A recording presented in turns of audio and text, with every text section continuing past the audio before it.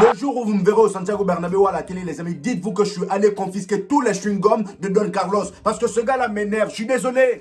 Là, monsieur Arda Güler a pris une décision forte, les amis, concernant son avenir. Parce qu'il en a marre d'être remplaçant. Il en a marre d'être remplaçant au Real Madrid. Le poteau, depuis qu'il est venu au Real Madrid, ses fesses sont en fusion avec le banc. C'est une dinguerie. Dans cette vidéo, les amis, nous allons discuter un peu des clubs où il serait susceptible d'aller en prêt. Et aussi, les amis, Valverde, lors du dernier match du Real Madrid face à Mallorca, a décidé de démolir Brahim Diaz. Il a décidé de vraiment engueuler Brahim Diaz. Je vais vous expliquer le contexte dans lequel l'altercation s'est passée entre les deux et les mots qu'il a employés exactement envers Brahim Diaz. Parce qu'il est parti jusqu'à même toucher la mère de Brahim Diaz. C'est un délire. Valverde, il faut vraiment pas l'énerver. Donc les amis, comme d'habitude, pendant ce temps, lâchez un petit pouce bleu, ça aide au référencement les gars. Et sans plus tarder, c'est parti les amis. Donc les amis, comme vous le savez, Arda Güler, depuis son arrivée au Real Madrid, il est toujours mis au placard. Malgré que la saison du Real Madrid se déroule très bien, là on est premier de Liga, on est en quart de finale de Ligue des Champions face à un Manchester City tranchant comme pas possible. Donc voilà, là pour l'instant la saison se passe bien, enfin du moins jusqu'à mardi. C'est mardi on va voir si, enfin mercredi pardon, c'est mercredi on va voir si la saison se déroule bien ou pas. Voilà, parce qu'on sait jamais avec City. Je dis ça, je dis rien. Donc voilà, là pour l'instant la saison du Real Madrid n'est vraiment pas mal. Et cependant, il y a une polémique qui circule. C'est pas une polémique autour de Kylian Mbappé pour une fois. C'est pas une polémique autour des histoires de racisme, voilà, envers Vinicius. Là cette fois-ci, c'est monsieur Arda Güler, le poteau. Les supporters du Real Madrid sont impatients. Tout le monde commence à être agacé par le comportement de Carlo Ancelotti envers ce gamin de 19 ans. Voilà, quand Arda Güler est arrivé au Real Madrid, on nous a teasé son arrivée comme si c'était une grosse superstar qui arrivait. Voilà, ils ont même fait une annonce où ça zoomait sur des trucs pour voir la tête de Arda Güler. On a compris, Real Madrid, ça, tout ça c'était pour camoufler le manque de recrutement d'un gros joueur. Hormis, comment il s'appelle, Bellingham. Voilà, tout ça c'était pour camoufler ça. Et maintenant que Arda Güler est là, on l'a chippé dans les mains du FC Barcelone. Carlo Ancelotti commence à faire joujou avec lui. Au bout d'un moment, ça suffit. Au bout d'un moment, ça suffit. Le poteau, il en a eu marre. Il en a eu marre. Dites-vous que lors du dernier match du Real Madrid face à Mallorca, tous les supporters s'attendaient à ce que Arda Güler ait au moins une minute de temps de jeu. Parce que je rappelle que le gars, ça fait maintenant un mois, hein, mais vraiment, un mois que le poteau n'a pas touché la pelouse. Le poteau n'a pas joué ne serait-ce qu'une minute avec le Real Madrid. Depuis le 16 mars dernier, le gars n'a pas eu une minute de temps de jeu avec le Real Madrid. Donc là, ça fait un mois. Et en tout, depuis son arrivée au Real Madrid, il n'a joué que 35 minutes. Et même ces 35 minutes-là sont reparties sur 5 matchs. Sur 5 matchs, je sais qu'à son arrivée, il a enchaîné plusieurs blessures et qu'il était fragile au début. Mais au bout d'un moment, vous n'allez pas me faire croire que c'est à cause de ça. On va parler des excuses que le Real Madrid utilise, surtout Carlo Ancelotti utilise pour ne pas faire jouer le gamin. Comme je le disais, les amis, lors du dernier match face à Mallorca, tout le monde s'attendait à ce qu'il joue, surtout sur Twitter. Voilà, il y avait plein de médias qui disaient aujourd'hui c'est le grand jour, Arda Güler va commencer, Arda Güler sera titulaire. Même moi, ils m'ont feinté pour vous dire. Voilà, même moi, ils m'ont feinté. J'étais content, je me suis dit enfin, là on est premier, on a plusieurs points d'avance sur le Barça. Donc là, je pense que c'est le bon moment de donner un peu de temps de jeu à Arda Güler. En plus de ça, ça fait un mois, il n'a pas joué. Mais non, ça c'était sans compter sur le croqueur de chewing-gum, là, Don Carlos. Le croqueur, lui je l'aime bien, mais il m'énerve. Il m'énerve avec les jeunes joueurs. C'était sans compter sur lui. Donc là, il a encore laissé Arda Güler être son coach adjoint. Voilà, le poteau, j'ai comme l'impression que là, autant aller chercher une licence d'entraîneur. Voilà, une licence de coach. Ça irait mieux parce que le poteau, c'est presque un coach. C'est presque un coach. Je suis désolé. Là, c'est même pas un remplaçant là. Parce que quand je vois des Ceballos jouer devant lui, quand je vois des Lucas Vazquez jouer devant lui, franchement, lors du dernier match du Real Madrid, il y avait vraiment la possibilité de le faire jouer. Je suis désolé. Il y avait la possibilité de le faire jouer. Valverde, depuis le début de la saison, le gars, il fait que jouer. Il n'a pas raté un seul match. Il joue tout le temps 90 minutes, mais c'est pas un cyborg. Valverde, c'est pas un cyborg. Laissez-le se reposer un peu, Carlo Ancelotti. Je comprends pas. J'ai comme l'impression qu'il est dépendant de Valverde. Il peut pas se passer de Valverde. Je sais qu'il est bon, mais là, t'abuses. Là, t'abuses. T'aurais au moins pu reposer Valverde comme tu l'as fait avec Vinicius et mettre un peu Arda Güler. Même Brahim Diaz qui a fait un vieux match hier, lors du match face à Mallorca, t'aurais pu le sortir.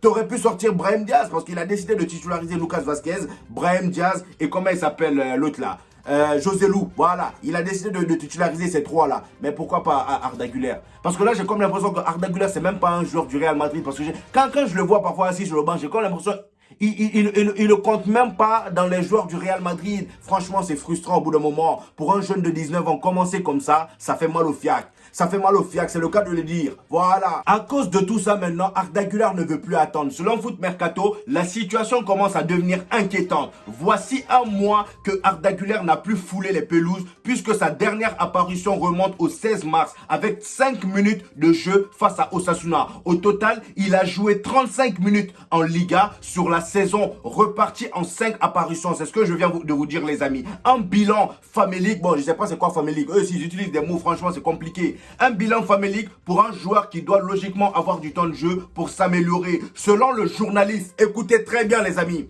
selon le journaliste Ramon Alvarez de Mon, bon Mon je sais pas, je crois c'est un média en Espagne là-bas, voilà, qui travaille notamment pour la radio Marca, Marca c'est connu, voilà, le joueur en a marre et il souhaite déjà faire ses valises. Du haut de ses 19 ans, il souhaite jouer plus régulièrement et a demandé à la direction madrilène de le libérer cet été.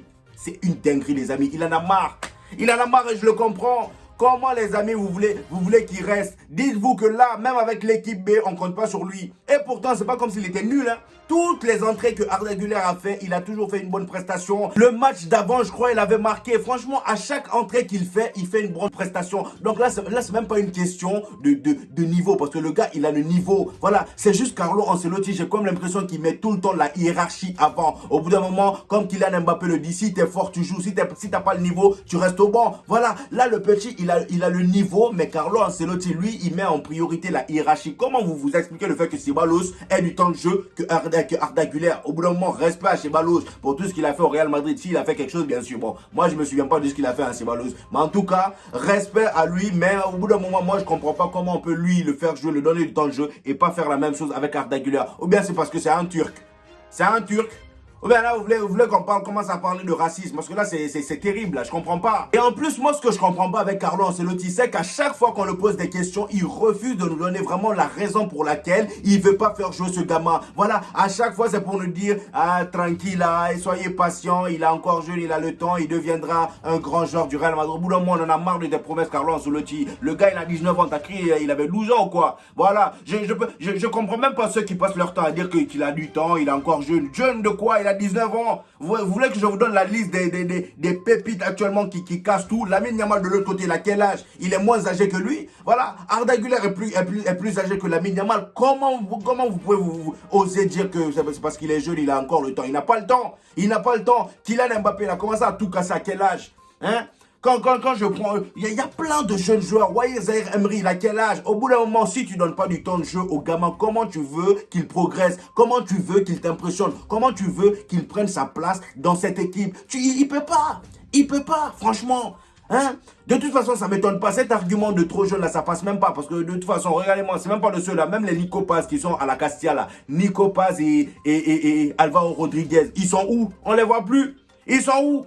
Et on ne les voit plus, je vous ai dit. Carlo Ancelotti, il a un problème avec les jeunes joueurs. Il a un problème avec les jeunes joueurs, surtout les nouveaux arrivants là, c'est compliqué. Et là, moi, je pense que c'est une bonne solution pour Arda Güler de partir en prêt.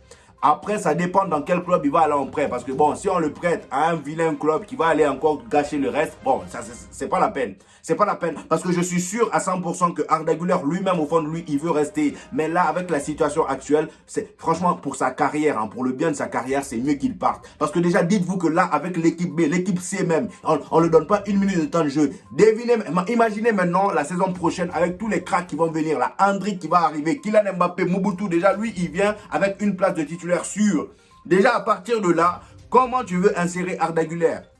Comment? C'est pas possible. Voilà, même le Hendrick qui arrive là, j'ai même peur pour lui. Mais Hendrick, je pense que lui, il aura beaucoup plus de temps de jeu que Arda Güler parce que lui, bon, il vient en tant que neuf. Vous voyez ce que je veux dire? Voilà, il vient en tant que neuf. Mais Arda Güler, franchement, ça va être compliqué. Carlo Ancelotti, je sais pas comment lui gère les jeunes, mais donc là, selon un média du Borussia Dortmund, voilà, c'est un média voilà, officiel, hein, comme vous pouvez voir, il y a la pastille, tout ça, c'est sur Twitter.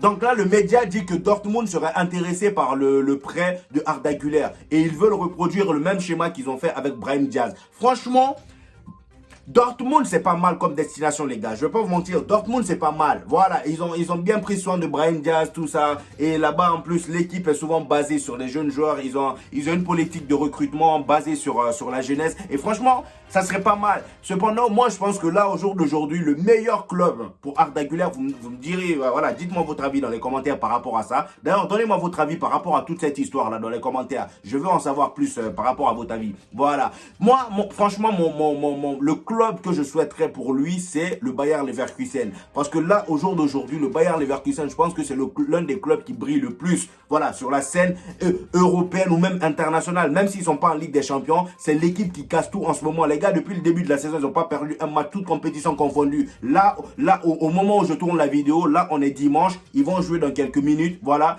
Et je pense que là, s'ils gagnent ce match, ils sont déjà sacrés champions de Bundesliga. Voilà, ils seront déjà sacrés champions de Bundesliga. Et il y a un Xavi Alonso qui...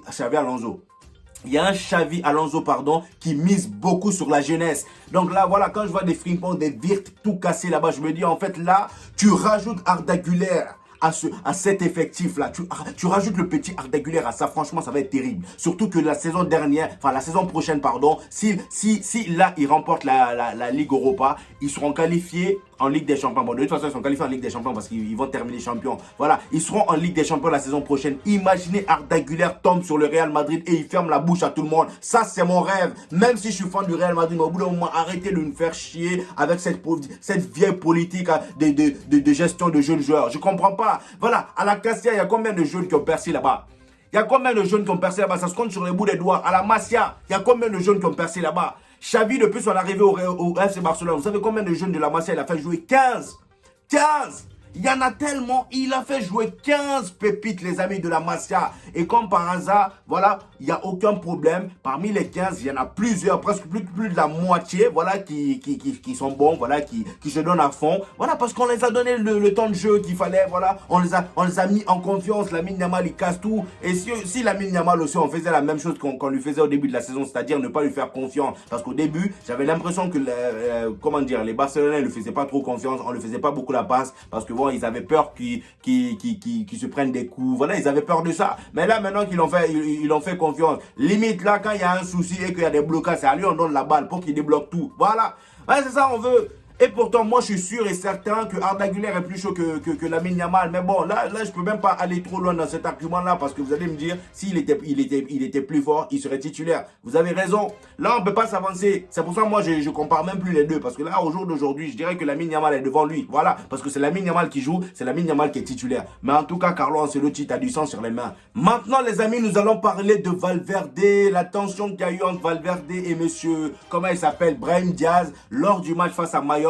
Les amis, comme vous le savez, on a gagné 1-0 et c'était vraiment compliqué ce match-là. C'était vraiment un match purge. Voilà, pour moi même, on n'allait même pas marquer. Tellement le match il était bizarre. Donc là, il est dit dans les médias, Brahim Diaz a perdu le ballon parce qu'il voulait faire un autre jeu individuel et n'est pas descendu pour tenter d'arrêter la transition rivale. En fait, sur l'action, on voit Brahim Diaz essayer de dribbler, essayer de garder le ballon. Et sur cette action, malheureusement, il perd la balle. Et là, les Mallorquais ont récupéré la balle et ils ont fait une contre-attaque. Mais sauf que le problème, c'est que Brahim Diaz, il n'a même pas voulu replier. Il n'a pas voulu revenir pour se battre et récupérer le ballon. Il est resté à son poste et c'est Federico Valverde qui est quitté à son poste à l'opposé pour courser le gars et récupérer le ballon. Et dès qu'il a récupéré le ballon, le gars il était essoufflé. Il a regardé Brahim Diaz, il a dit la pou. Vous voyez le mot qui commence par P et ça se termine par 1. J'ai pas envie de dire le mot. Il a dit la pu 1 de touche la balle. En gros, il a dit touche la pu 1 de balle. Après, il a enchaîné voilà, il a dégommé la mère de Brahim Diaz. Vous voyez ce que je veux dire? Il a insulté, mais en espagnol, c'était sur le coup de l'énervement. Faut pas l'en vouloir. Voilà. Et d'ailleurs, aujourd'hui, au moment où je tourne la vidéo, c'est-à-dire le dimanche là, il a même publié